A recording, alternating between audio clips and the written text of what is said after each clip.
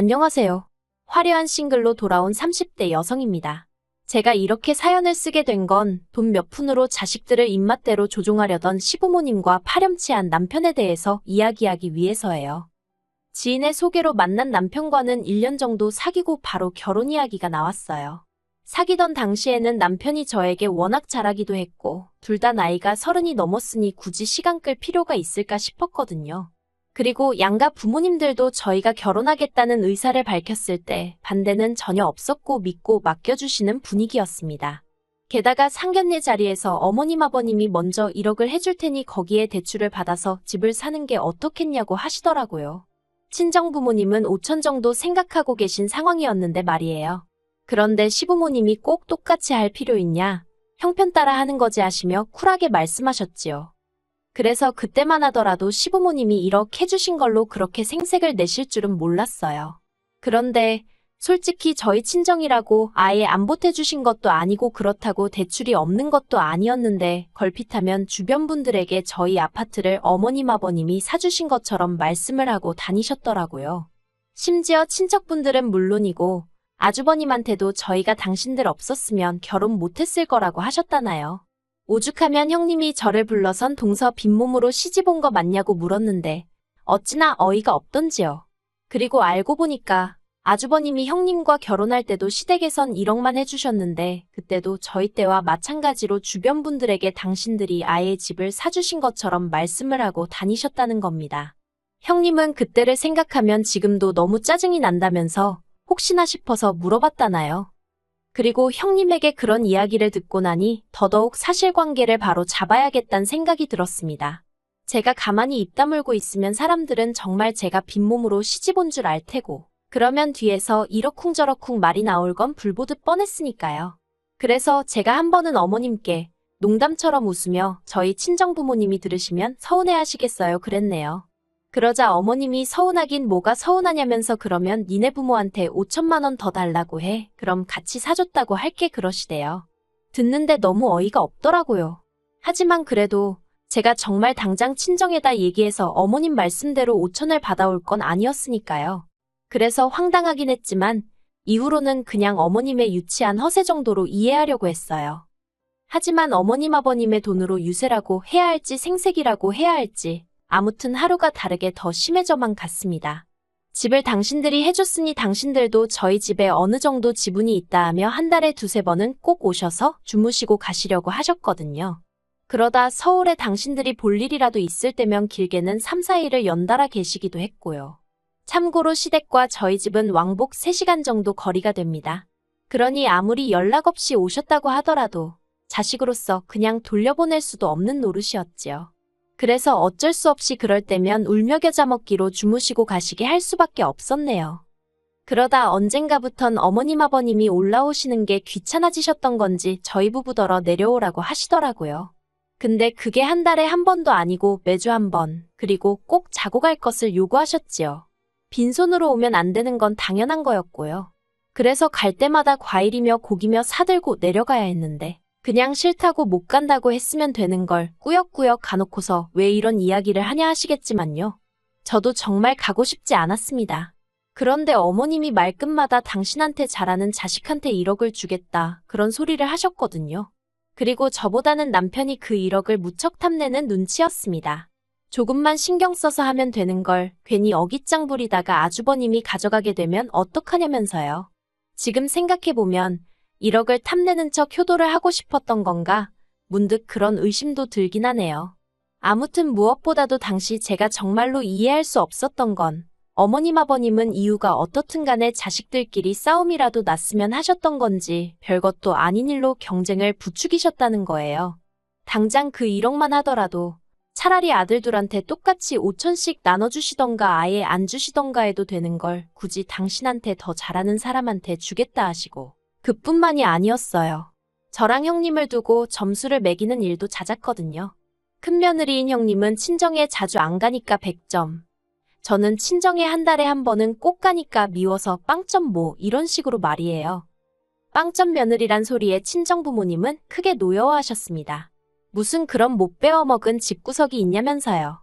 그리곤 급기야 친정아버지께서 따로 남편을 부르셔서는 막말하는 부모한테 내 와이프한테 함부로 하지 말라 소리 한마디도 똑바로 못하면서 그게 무슨 남편이냐고 계속 그렇게 살 거면 당장이라도 내 딸 놔주고 부모한테 가서 살라고 크게 화를 내셨지요. 평소에 인자하게만 보였던 저희 아버지가 그렇게 세게 나가셨으니 남편도 많이 놀랐는지 쩔쩔매대요. 그렇게 그 일이 있고 얼마 지나지 않았을 무렵 어머님 아버님이 급하게 저희 부부를 찾으셨습니다. 무슨 위중한 일이라도 있나 하고 걱정을 했는데 알고 보니 제가 전화를 자주 안 해서 괘씸하다며 당장 내려오라고 하신 거였지요. 솔직히 겨우 그 얘기를 하시려고 저희 부부를 반차까지 내가며 왕복 3시간 거리를 오가게 하셨다는 게 어처구니가 없더라니까요. 참고로 전화는 일주일에 3번 정도는 드리고 있었습니다. 어머님 아버님은 매일같이 하기를 원하셨던 거고요. 그리고 이때는 남편도 억지도 이런 억지가 있나 싶었는지 처음으로 어머님 아버님께 큰 소리를 냈어요. 둘 다 집에서 노는 것도 아니고 아침에 불이 나게 출근하기 바쁘고 퇴근하고 집에 오면 뻗어 있는데 전화 좀 못할 수도 있지. 자식을 진짜 생각하신다면 그 정도는 이해해 주셔야 하는 거 아니냐면서요. 그러자 어머님 아버님, 특히나 어머님이 크게 충격을 받으신 듯 했습니다. 그도 그럴 것이 그동안엔 네 형은 어쩌고 하거나 돈을 주네마네 하면 찍소리도 않았던 작은아들이 어머님 표현을 빌리자면 지 마누라한테 눈이 뒤집혀서 부모도 못 알아보고 성질을 낸 거니까요. 이후로도 어머님께선 도무지 화가 가라앉지 않았는지 급기야 저희 부부더러 저희 같은 후레자식은 처음 봤다면서 당장 살고 있는 아파트에서 나가라셨어요. 이런 자식들인 줄 알았으면 길바닥에서 노숙을 하든지 어디 시궁창에 들어가서 살던지 신경도 안 썼을 거라면서 말이에요. 그리고 어머님의 막말이 계속되자 남편도 악을 쓰면서 우리가 나가긴 왜 나가냐고 죽어도 못 나간다고 맞섰습니다. 2시간 넘게 그렇게 고성이 오가면서 결국 일이 커져버렸어요. 어찌나 답답하던지 이러지도 저러지도 못하는 상황에서 결국 전 친정아버지께 그러니까 사위를 왜 몰아붙였냐고 원망 아닌 원망까지 쏟아냈네요. 지금 생각하면 친정아버지가 뭐 하나 틀린 말씀을 하셨던 것도 아니었는데 말이지요. 아무튼 제 이야기를 한참 듣고 계시던 친정아버지가 그놈의 아파트 이참에 팔아버리라셨습니다. 아파트 팔아서 시댁에 1억 돌려줘버리고 남은 돈으로 저희 형편에 맞는 집에 들어가서 마음 편히 살라고요. 그리고 친정아버지 말씀에 따라 저희는 아파트를 처분하고 1억을 돌려드리기로 했습니다. 그런데 어머님 아버님이 집값이 올랐는데 왜 1억이냐며 이자로 1,000만 원을 더 내놓으라는 거예요. 진짜 황당했는데 뒤에서 말 나오는 게 싫어서 결국 1,000만 원까지 더 얹어드렸어요. 그러니 시부모님에 대한 제 감정은 최악으로 치닫게 되었고 이후로 거의 발걸음을 끊다시피 지내게 된 거지요. 그리고 그 시간 동안 여러 가지 일이 있었습니다. 일단 저희 외할머니가 돌아가셨거든요. 상황이 상황인지라 내키진 않았어도 시댁에도 소식을 전했어요. 그런데 형님이 5만 원 보내주신 걸 빼고는 시댁에선 누구 하나 이렇다 할 말이 없었네요. 애시당초 기대도 없었지만 그래도 실망스럽고 친정부모님 볼낯이 없었지요. 그리고 그런 와중에 친정어머니가 외할머니 재산의 절반을 상속받으셨어요. 그중에는 건물도 있었는데 친정어머니가 저에게 월세나 받으면서 살라고 솔직히 그렇게 조치를 해주셨습니다. 덕분에 전 회사는 관두고 예전부터 가고 싶었던 대학원에 진학했고요. 뿐만 아니라 저희 부부는 어머님 아버님께 돈을 돌려드린 이후로 10평대 작은 빌라에서 전세로 생활하고 있었거든요. 그런데 친정어머니가 도움을 주셔서 30평대 신축 아파트로 이사도 하게 되었습니다. 대출을 좀 받긴 했지만 건물에서 나오는 월세로 감당 가능한 수준이었기에 큰 부담은 되지 않았어요. 한마디로 남편은 예전과 다름없이 직장 생활을 하고 있었지만 저희 부부가 먹고 사는 수준은 신혼 때와 비교가 안 될 만큼 여유가 생겼지요. 그러다 시댁하고 다시 왕래를 시작한 건 작년 초였습니다. 해묵었던 감정이 해결되어서 그런 것은 아니었고 아버님이 원래 갖고 계셨던 지병이 악화되면서 상황이 안 좋아졌거든요. 그러니 아무리 사이가 안 좋았을지라도 자식된 도리로서 모른 채 할 수는 없었지요. 그런데 어머님은 혼자서 아버님 간병을 하기엔 힘에 부치고 그렇다고 다른 사람은 미덥지 못하다며 며느리인 형님과 제가 격일로 내려와 아버님 간병을 도우라 하셨습니다. 그러면서 또 다시 더 잘하는 자식에게는 돈을 주네 집을 주네 하나도 변하지 않으신 모습에 형님도 저도 두 손 두 발 다 들었었어요. 그리고 돈이 문제가 아니라 형님도 저도 그렇게 할 만한 사정이 되질 않았거든요. 그래서 아주버님네와 저희가 반반씩 부담하여 간병인 붙여드렸는데 결국 아버님은 반년도 안 되어 돌아가셨습니다. 돌아가신 건 앓고 계시던 병 때문이 아니라 수술 후 폐혈증 때문이었으니 참으로 허탈하더라고요. 그리고 이후로 어머님은 혼자 지내시게 되셨는데 다행히 시댁 근처에 어머님 형제분들이 많이 살고 계셨거든요. 아주버님네도 저희 집보다는 시댁에 가까운 편에 속했고요. 그래서 어머님 형제분들과 아주버님네 라고는 하지만 솔직히 형님이 자주 들여다보며 그렇게 지내고 계시다 들었어요. 그런데 얼마 지나지 않아 남편 입에서 생각지도 못한 소리가 나왔습니다. 어머님이 얼마 전에 무릎을 크게 다치셔서 거동이 어려워지셨다며 여기로 모셔오고 싶다나요. 솔직히 저에겐 생각해볼 가치조차 없는 문제였어요. 줬던 돈 내놓으라며 저를 향해 악다구니를 쓰시던 그 모습도 눈앞에 생생했고 아버님 병간호 하시면서 저나 형님에게 온갖 짜증을 내시던 것도 정말 힘들었거든요. 아버님 돌아가신 이후로 걸핏하면 앓는 소리 죽는 소리 그 비위 맞춰드리는 것도 보통 일이 아니었지요. 그래서 저는 생각하고 말고도 필요 없다. 같이는 못 산다고 딱 잘라 거절을 했습니다. 그러자 남편이 그러면 아픈 어머님을 혼자 내버려 두냐는 거예요. 당연히 그런 뜻은 아니었지만 어머님이랑 같이 살게 되면 어머님 수발이란 수발은 전부 다 제가 들어야 될 게 뻔한데 제가 남편더러 어쨌든 난 못한다고 계속해서 안 된다고 했어요. 그러자 남편이 한다는 말이 자기가 회사 관두고 집에 들어앉아서 어머님을 돌보겠다나요. 어이가 없어서 그럴 것 같으면 당신이 아예 시댁으로 내려가서 살지 그러냐고 해버렸네요. 그리고 그 정도로 얘기를 했으면 제가 얼마나 완강한지 남편도 이해를 했을 줄 알았습니다. 그런데 이게 웬걸요.